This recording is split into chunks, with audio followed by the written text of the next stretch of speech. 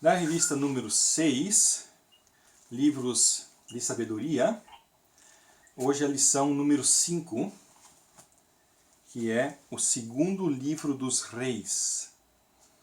A triste história do reino dividido. Triste história. Segundo livro dos reis. Eu vou ler o versículo aqui, 2 Reis 10:10.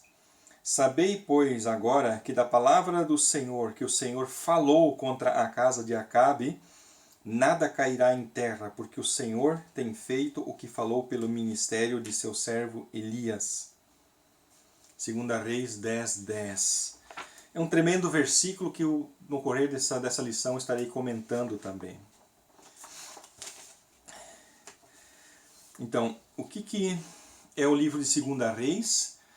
Na Bíblia hebraica, esse livro ele está junto com 1 Reis como um livro só. Eu acho que na aula passada já comentei sobre isso, que esses outros livros, 1 Samuel, 2 Samuel, 1 Reis, 2 Reis e 1 Crônica, 2 Crônicas, na Bíblia hebraica são um livro só. Mas eles foram separados pela Septuaginta. Provavelmente por causa disso, da questão de pergaminhos, que precisa um certo número de pergaminhos para... E aí então fica melhor para fazer os rolos se for assim dividido.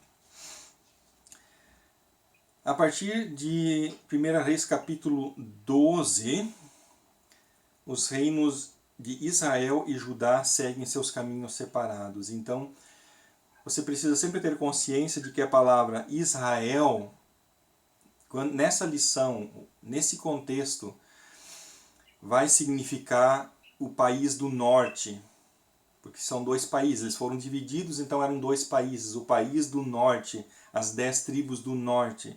Então nessa lição, toda vez que eu falar Israel, não pensar no Israel atual, ou no Israel lá antes do Egito, ou alguma coisa assim, mas sim pensar nesse contexto, no contexto dos dois reinos. Então Israel é um reino do norte. E 2 Reis relata os acontecimentos de um período de mais de 3 séculos tristes. Muito tristes. Porque antes de 1 Reis a gente já tinha os juízes. Antes dos reis tivemos os juízes, que já foi um tempo também não muito feliz, onde o povo sempre de novo decaía, 12 vezes, né? Os 12 juízes. Então 12 vezes houve um avivamento e uma queda. E aqui no período dos reis, no período dos reinos divididos, nós vamos ter somente 5 avivamentos.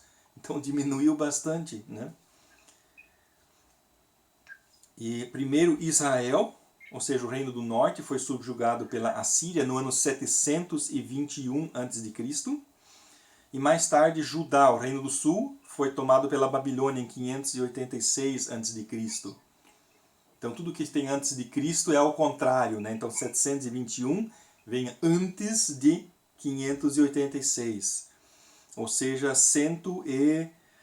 teria que fazer o cálculo aqui, 21 mais 14 seriam 35. Então 135 anos. 135 anos antes. Quer dizer, o reino do norte foi tomado pela Síria e depois de 135 anos o reino do sul foi tomado pela Babilônia. E no decorrer do livro de 2 Reis, fica claro por que é que isso tinha que acontecer. Por que é que isso tinha que acontecer. Quer dizer, né, os reinos do norte e do sul, eles não foram dominados, não foram derrotados porque Deus estava distraído, ou porque eles eram mais fortes, porque tinham exércitos maiores. Não era por isso. Inclusive a gente vê muito claramente que, né, um rei muito forte como Senaqueribe quis invadir o reino do sul, mas não conseguiu. Por quê? Porque Deus protegeu.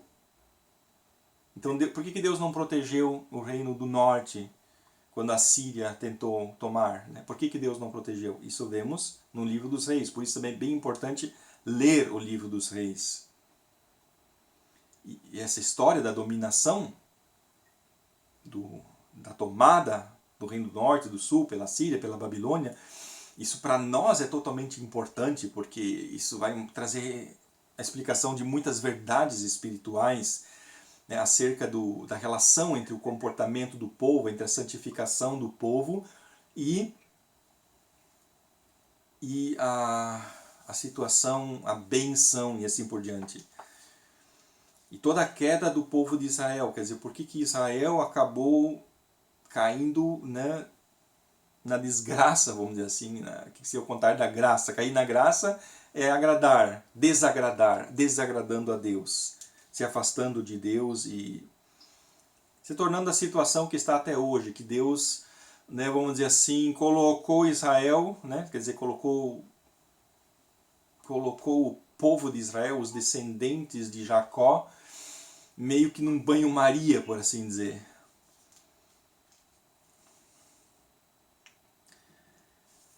Agora, essa divisão, o fato de haver dois reinos, no norte e no sul, contribuiu também para que as pessoas no reino do norte se tornassem cada vez mais idólatras. E por quê?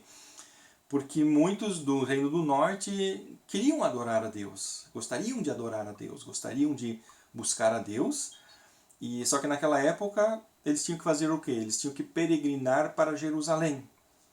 Tanto que lá em João capítulo 4 tem aquela conversa de Jesus com a samaritana, onde que ela pergunta para Jesus, os judeus dizem que a gente tem que adorar em Jerusalém, mas os nosso pessoal aqui fala que nós temos que adorar em Samaria, né?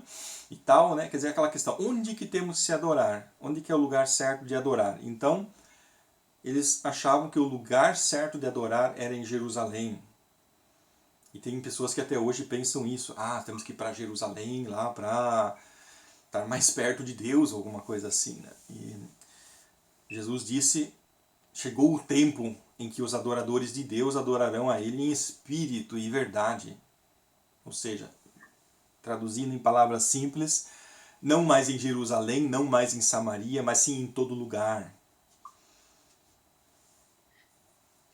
Mas, em todo caso, as pessoas queriam ir para Jerusalém, o povo do Reino do Norte, né, e isso gerava uma tensão política, quer dizer, os reis do Norte ficavam vendo lá o povo ir lá peregrinar para Jerusalém e voltava com a cabeça virada politicamente, né, assim, e voltava crítico, voltava, esse rei que nós temos aqui não é bom, né, temos que ser contra ele, né, então os reis percebiam isso, e diziam, sabe o que, esse negócio aí não está sendo bom, esse povo todo indo para Jerusalém adorar, isso aí não está trazendo benefício não, só está levantando aqui, criando aqui um espírito de revolta no meio do povo, contra o rei, vamos acabar com isso. Então vamos incentivar a idolatria, vamos incentivar a adoração aos deuses pagãos.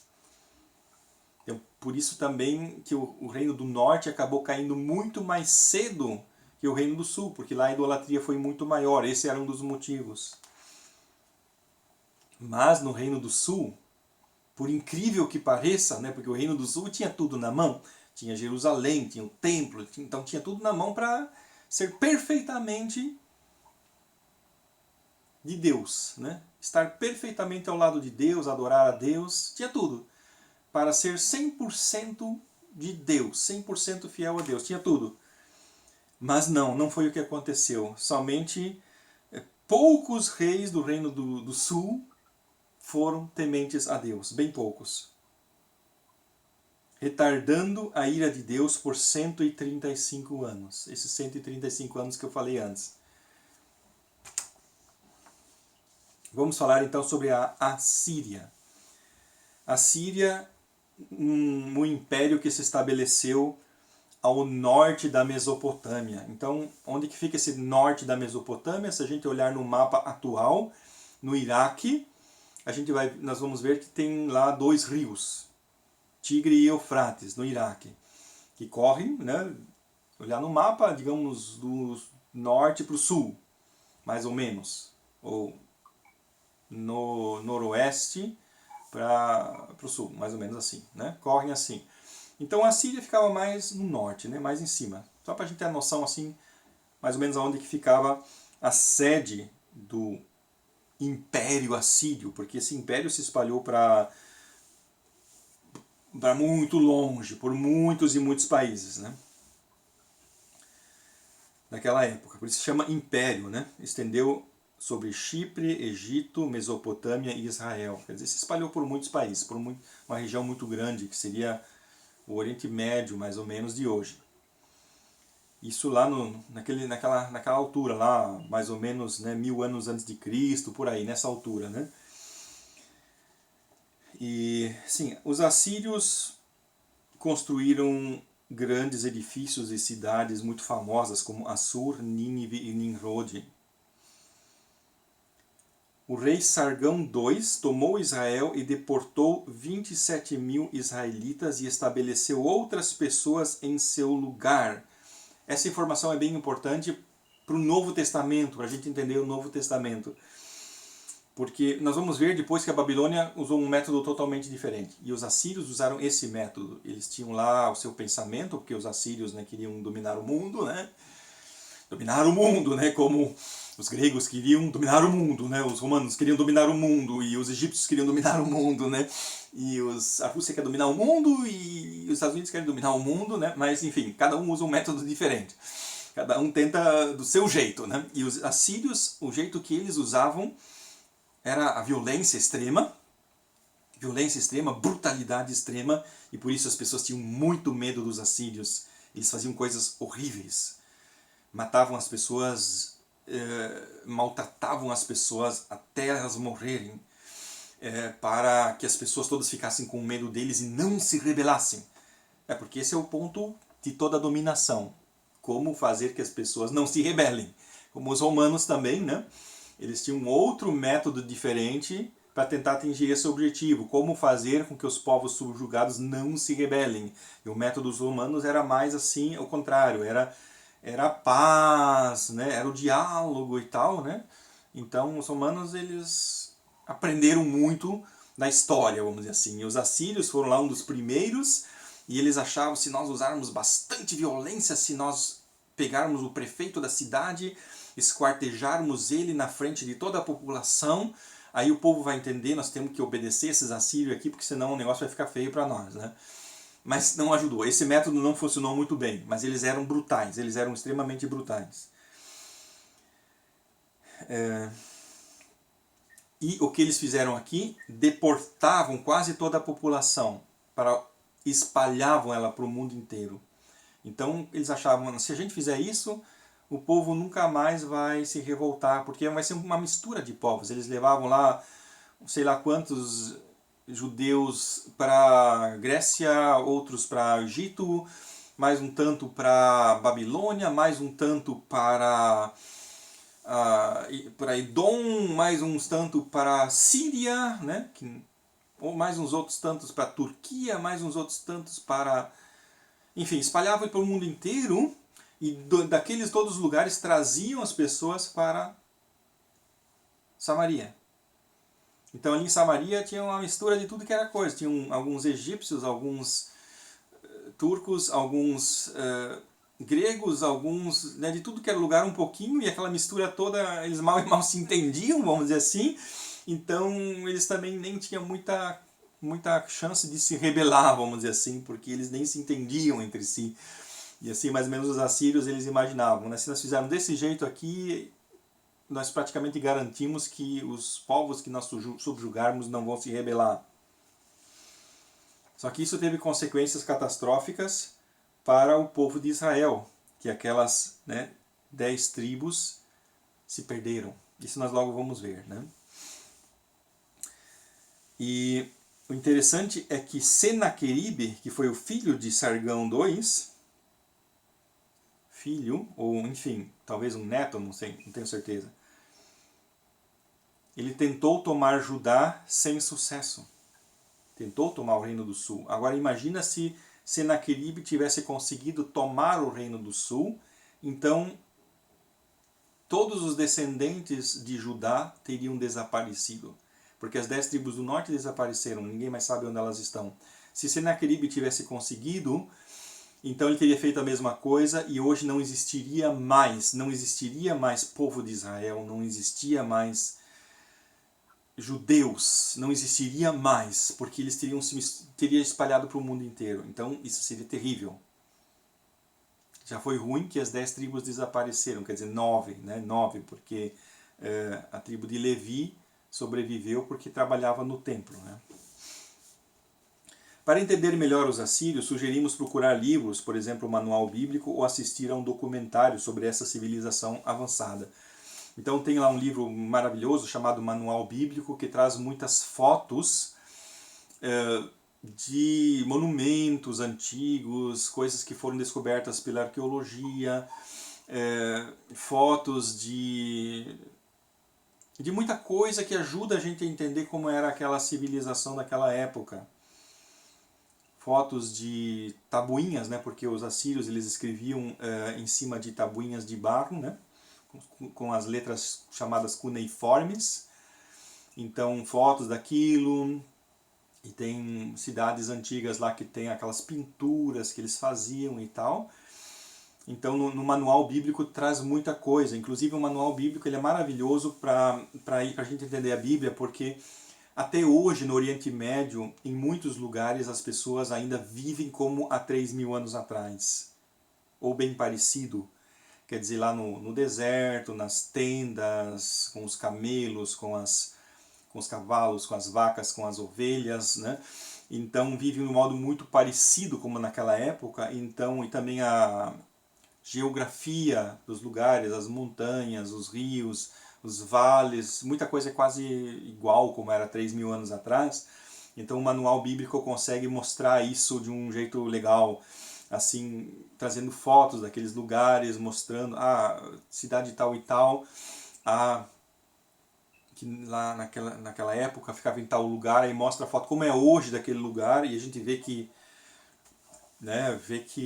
poderia ter sido igualzinho a 3.000 anos atrás, se naquele lugar não tem uma cidade moderna ou uma coisa assim, mas se não, dá para dizer que é a mesma coisa. Então ajuda bastante a gente a entender aquela situação. E também se pode, hoje no YouTube tem ali documentários sobre aquelas civilizações antigas, tem vários documentários onde a gente pode assim ter uma ideia, onde que eles procuram, né, trazer assim de um modo historicamente realístico como era a vida naquela época, como eram as guerras naquela época, como eram as roupas daquela época.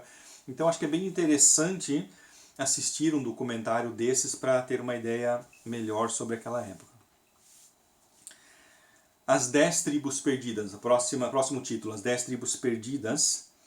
Então a partir desse ponto, a Bíblia já não menciona mais estas 10 tribos. Elas são chamadas as 10 tribos perdidas de Israel. Como eu falei, na verdade são 9, né, porque os levitas trabalhavam no templo e o templo ficava no sul. Eles não tinham um território próprio. Mas a gente fala assim, as 10, né, por causa que Judá e Benjamim ficavam ao sul.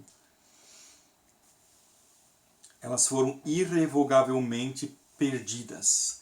E sempre tem algum espertinho que vem dizer, as 10 tribos perdidas não estão perdidas, não. Elas, na verdade, se mudaram para um país tal e tal, e elas estão em tal e tal lugar, né? Ainda aqui há uns meses atrás, veio um alemão aqui me falar, as 10 tribos perdidas, elas migraram e foram indo e chegaram aqui na Alemanha, né? Quer dizer, a Alemanha é as 10 tribos perdidas de Israel, né? Os antigos germânicos, né? Eles na verdade eram as 10 tribos perdidas que tinham migrado para esses lados aqui, né? Então tem gente que conta esse tipo de historinha, e tem também uns outros, né, que eu já tinha acho que comentado na outra aula, os Mormons, que fizeram a mesma coisa e disseram que essas 10 tribos perdidas migraram para os Estados Unidos, foram lá pelo Estreito de Bering e se mudaram para os Estados Unidos. Então, com isso eles estão querendo dizer que os Estados Unidos são o novo Israel. Eles estão querendo dizer isso. Estados Unidos é aquilo que Israel era há 2.000 anos atrás, 2.500 anos atrás. Então por isso que nos Estados Unidos existem tantos mormons, Mormons é uma religião que nos Estados Unidos é a maior igreja dos Estados Unidos, no tanto que eu sei. A maior igreja, vamos dizer, evangélica, entre aspas, dos Estados Unidos. E nos outros lugares do mundo eles não conseguem seguidores. Por quê? Sim, porque eles infectam as pessoas com essa ideia. Estados Unidos é o novo Israel, porque as 10 tribos perdidas foram para lá. Então, todo mundo lá nos Estados Unidos ama essa ideia. Nós somos, né, o novo Israel. Né? Agora, no restante do mundo, quem é que ia gostar da ideia de dizer assim, os Estados Unidos são o novo Israel, né? As 10 tribos perdidas foram para lá, que maravilha, né? Nós temos que seguir essa religião, né? Quer dizer, nos outros lugares do mundo as pessoas não têm razão nenhuma, né, para achar os mormons maravilhosos, né? E por isso que no restante do mundo eles não conseguem quase adeptos, né? Mas isso são contos de fadas. São histórias inventadas, são fábulas, essas coisas aí. Né? Mas sempre tem uns, como é que eu vou dizer, adeptos de teorias conspiratórias que estão doidinhos para ouvir esse tipo de coisas. Né? Mas nós cristãos não devemos ir atrás dessas fábulas aí. Então vamos para o próximo título, que é Eliseu.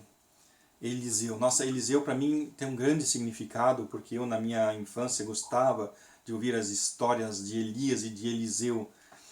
Fizeram tanta coisa, tantos milagres, lutaram pela verdade. E né, Eliseu ficou famoso porque fez muitos milagres. Por quê? Porque, de novo, né, ele aqui teve a chance, eu digo de novo porque me vem à mente Salomão, que nós tínhamos conversado sobre Salomão há umas poucas lições atrás. Deus disse para ele, peça o que você quiser. E mais ou menos aqui aconteceu com Elias e Eliseu, peça o que você quiser, o que você quer, né? E aí ele pediu a unção dobrada. De novo, assim, uma lição para a gente, quer dizer, se Deus dissesse para a gente o que tu queres, né? E será que a gente iria pedir sabedoria? Será que a gente ia pedir unção dobrada? Ou a gente ia pedir, sei lá o quê, mais dinheiro, uma casa, uma coisa assim, né? Bem importante, né? Pedir a coisa certa. E isso se refletiu no fato de que ele realizou o dobro do número de milagres do que Elias. Elias realizou 7 milagres, Eliseu realizou 14 milagres, se nós contarmos o milagre que aconteceu depois da morte dele, que um cara morreu e jogaram ele lá no túmulo de Eliseu e ele ressuscitou. Esse homem, né, que foi jogado lá. Então encostou no corpo morto de Eliseu e o homem voltou a viver. Então seriam 14 milagres. Ao longo de sua vida ele obedeceu ao Senhor e falou duramente contra o pecado, incluindo os pecados do rei. Muito forte, muito corajoso. Próximo subtítulo, Naamã. Naamã liderava o exército do rei da Síria. Cuidar para não confundir com a Síria. A Síria era o império. Síria, um país do lado de Israel. A Síria, o império, ficava lá no norte da Mesopotâmia. Síria, do ladinho de Israel. Então essa história de Naamã, você pode ler na Bíblia. Aqui eu só quero pegar a mensagem dessa cura. De Naamã ter entrado 3 vezes na água suja do Rio Jordão. Que Naamã não queria entrar lá e falar, mas lá na Síria existem uns rios muito limpinhos e os rios são grandes, largos, bonitos, eu não vou entrar num córrego sujo desse aí. Né? Se esse rio pode fazer alguma coisa, aqueles lá podem fazer muito mais. Né? E ele já estava quase indo embora quando, né, um servo dele conseguiu convencer ele a fazer. Ele foi lá e entrou, pensou assim, tá bom, ok, vamos tentar, não custa, afinal já estamos aqui mesmo. E aí, quando saiu da água, estava curado. Para provar o quê? O que curou ele não foi a água do Rio Jordão, que foi tão limpinha, alguma coisa assim, né? Não. Mas que foi Deus que curou ele. Esse que é o ponto. Um outro personagem bem importante, que é Geazi. Assim, bem importante no sentido negativo, porque dele a gente aprende lições negativas bem fortes. que ele cedeu à tentação e aceitou o dinheiro e as roupas de Naamã. Isso foi horrível, horrível que ele fez isso. Teve consequências terríveis para ele mesmo, que ele ficou, né, leproso, quer dizer, pegou uma doença de pele muito horrível. Mas teve várias consequências. A outra consequência foi para Naamã mesmo, que Naamã caiu da fé. Caiu da fé, porque Naamã, já que Eliseu não tinha aceitado o dinheiro, então, tipo assim, Naamã pensou, poxa, mas pensa bem, né? Então, ele me deu a cura e tudo e não pegou o dinheiro, né? Aquilo deixou ele impactado. Ele disse, então sabe o que? Eu vou adorar esse Deus de vocês aí. Mas como Geazi foi lá e pediu o dinheiro e a roupa, então Naamã, imagino eu, deve ter pensado, ok, então tá bom, paguei pela cura. Então, Eliseu foi um médico. Eu fui lá, ele me deu a cura, eu paguei a roupa, com a prata e com as roupas, e então foi um negócio. Então ele mudou totalmente a essência do que tinha acontecido. Antes era um milagre de Deus, agora foi um negócio, transformou um milagre num negócio. E aí Naamã não precisava mais obedecer a Deus, não precisava mais servir a Deus. Foi embora e não serviu mais a Deus. Então, quer dizer, Geazi foi um instrumento para derrubar uma pessoa da fé. Isso foi uma consequência horrível. Quer dizer, se Naamã tivesse sido crente, isso poderia ter outras consequências bem legais, como, por exemplo, a fé em Deus poderia se espalhar para a Síria. Talvez lá outras pessoas na Síria viessem também a crer em Deus, alguma coisa assim, né? A gente não sabe, porque não aconteceu. Mas teve uma outra consequência, que foi que Eliseu ficou sem sucessor. Porque, pensa bem, Elias fez um trabalho maravilhoso. Eliseu fez um trabalho dobro tão maravilhoso como o de Elias. Agora, né, que Eliseu era o sucessor de Elias.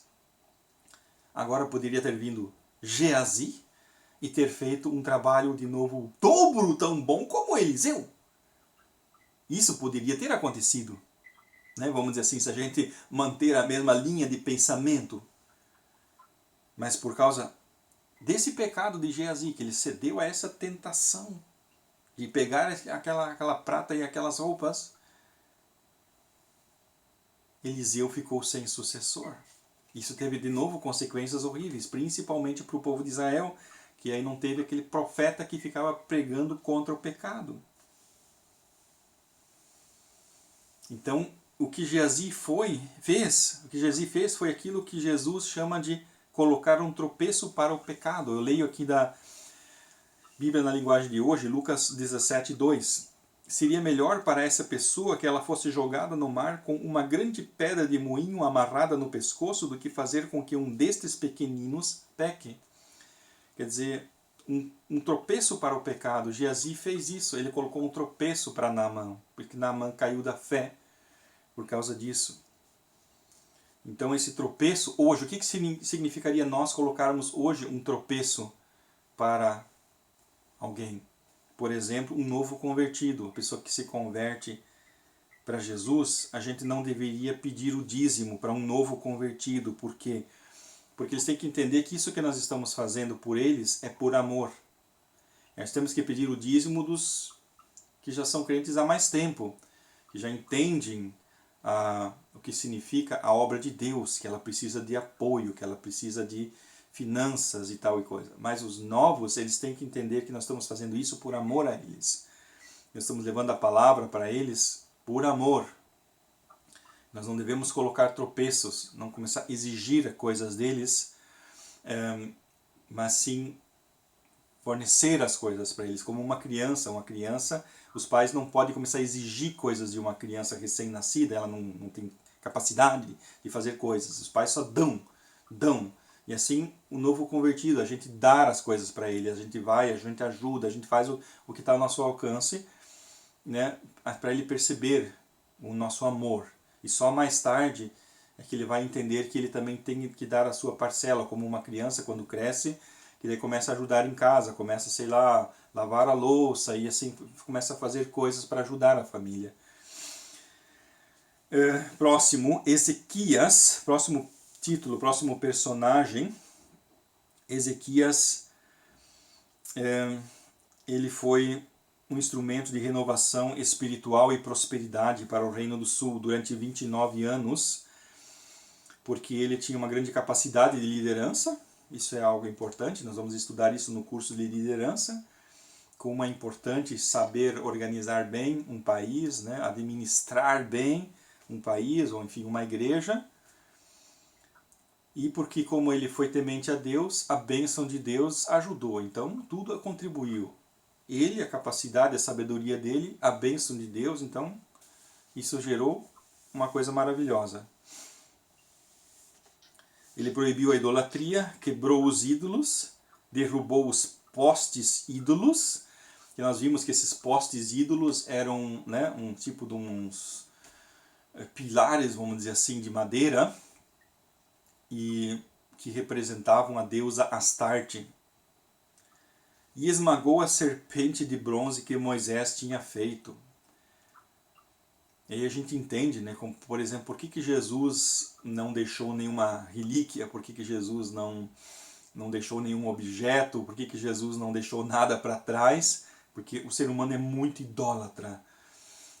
Moisés fez a serpente de bronze para ser um símbolo de Jesus, para ser um símbolo de libertação. As pessoas fazem o que? Vão lá e idolatram aquilo. Se ajoelham diante daquilo e acreditam naquilo, sendo que aquilo é apenas um objeto. Então, Ezequias ele foi tão forte, foi lá e destruiu aquilo, mesmo que aquilo tinha um grande valor, na verdade. Mas destruir os objetos de idolatria é necessário.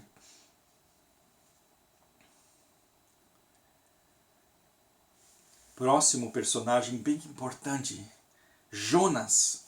Quem diria que Jonas é um dos personagens importantes do livro de 2 Reis? Né? Quem diria isso? Porque você pensa em Jonas, pensa no livro de Jonas. Mas eu tenho que me referir a Jonas aqui por quê? Porque existem pessoas que duvidam da existência de Jonas. Porque o livro de Jonas, né, ele conta uns milagres tão grandes, que Jonas foi engolido por um grande peixe, né? E que, enfim, que aconteceram outros milagres, que a árvore cresceu, e enfim, várias coisas maravilhosas aconteceram, que ele evangelizou a cidade inteira, e várias coisas bem maravilhosas aconteceram. E então tem pessoas que acham que isso é um pouco exagerado e que talvez isso não aconteceu de verdade, mas foi inventado por alguém, como um romance, vamos dizer assim. Né? Ou digo um romance no sentido assim, um escrito literário, não uma narrativa de algo que aconteceu, mas alguém inventou isso. Então tem pessoas que acreditam desse modo, e por isso se torna tão importante o fato de 2 Reis, capítulo 14, versículo 25, citar Jonas, falar dele, que ele vivia, que ele era um profeta. Isso mostra que ele existiu de verdade, que o livro de Jonas está contando fatos que aconteceram de verdade, aconteceram realmente.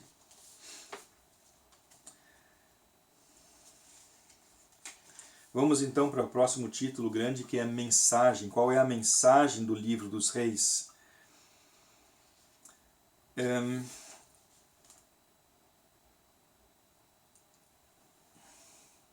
A partir do livro dos reis e também juntando com o livro das crônicas, que nós vamos estudar na próxima aula, eles nos fornecem as informações bem importantes que nós precisamos para entender quase todos os profetas. Porque nós vamos ter na terceira revista, a revista número 7, ela vai se chamar Os Livros Proféticos, que vai tratar dos livros dos profetas. Uma parte, mais ou menos 1/3 do Antigo Testamento, os livros proféticos. Tem os profetas maiores, os profetas menores, então tem bem bastante profetas no Antigo Testamento. E a maioria desses profetas o que eles estão falando tem a ver com o que aconteceu aqui em 2 Reis e nos livros das crônicas.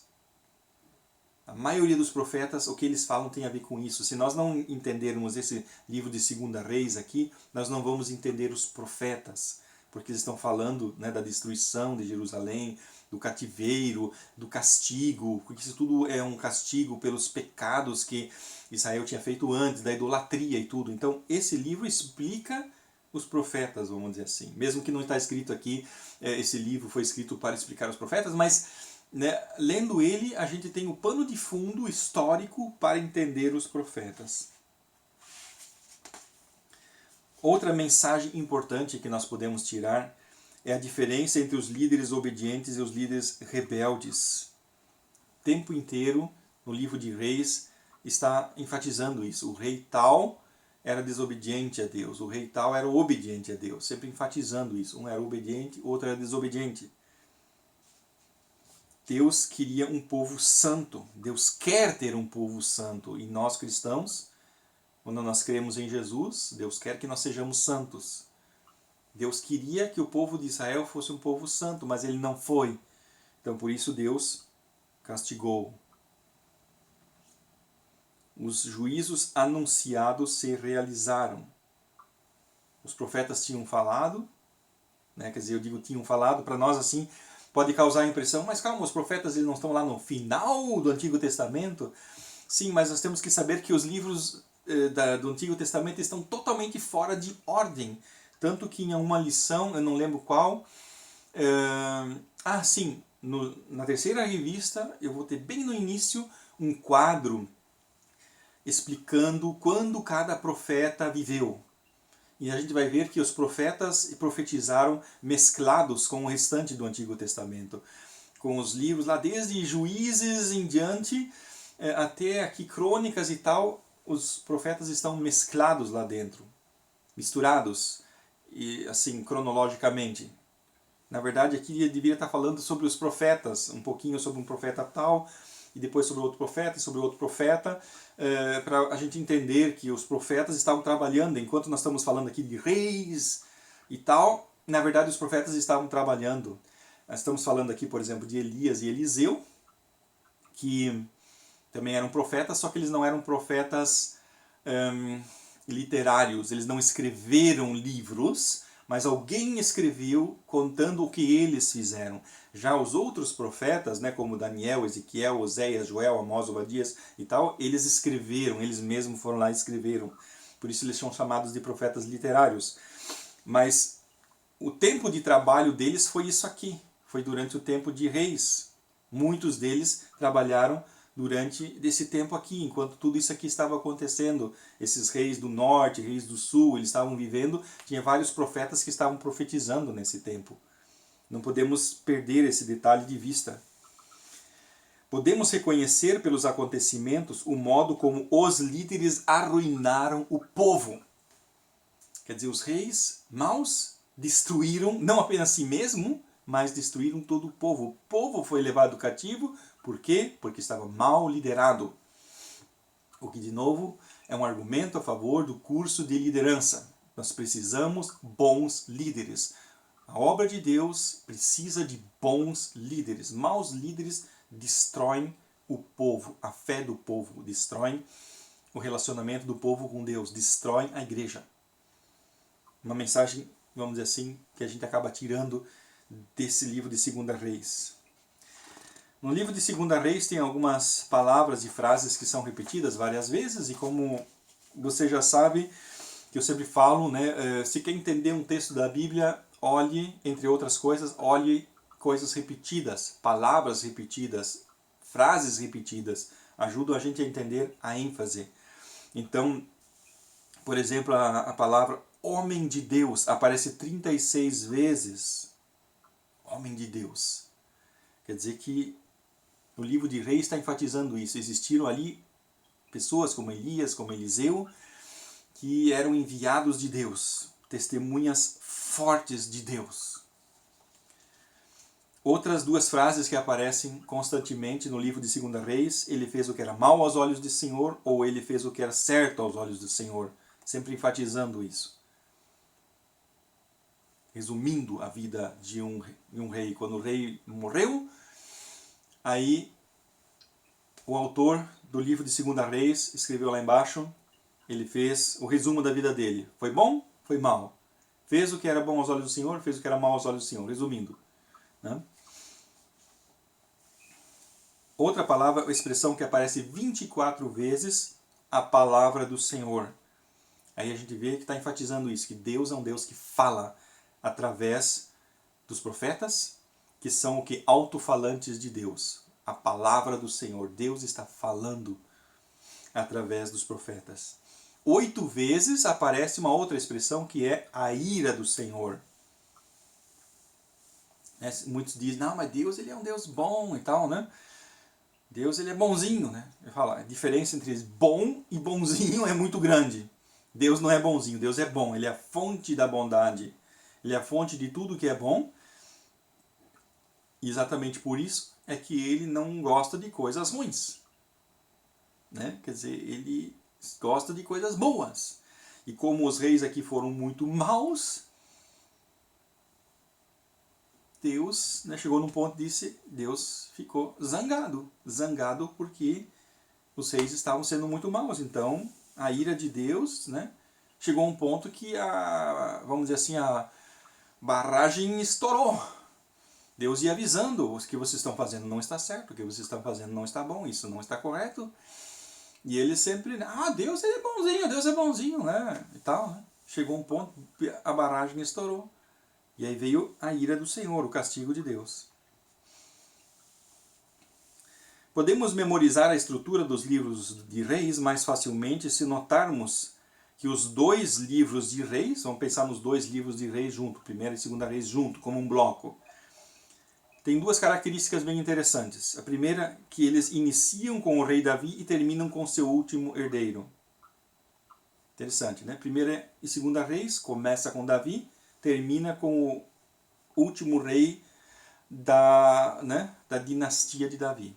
Primeira característica. Segunda característica, começam com a construção do templo de Salomão e terminam com a sua destruição.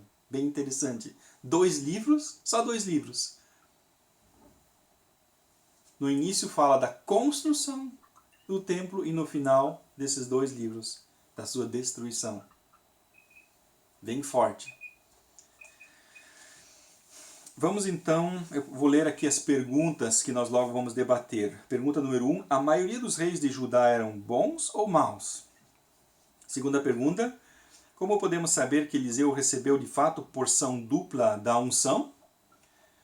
Pergunta número 3. Por que é tão errado dar a um pequeno um tropeço, ou seja, um impulso para pecar? Cite exemplos. Por favor, leia em casa os capítulos da Bíblia que estudaremos na próxima lição. Então, a próxima lição já está aqui na próxima página. Primeiro e segundo livros das crônicas. E vamos estudar, então, na próxima aula. Então, leia em casa esses 2 livros. Amém. Aleluia. Glória a Deus.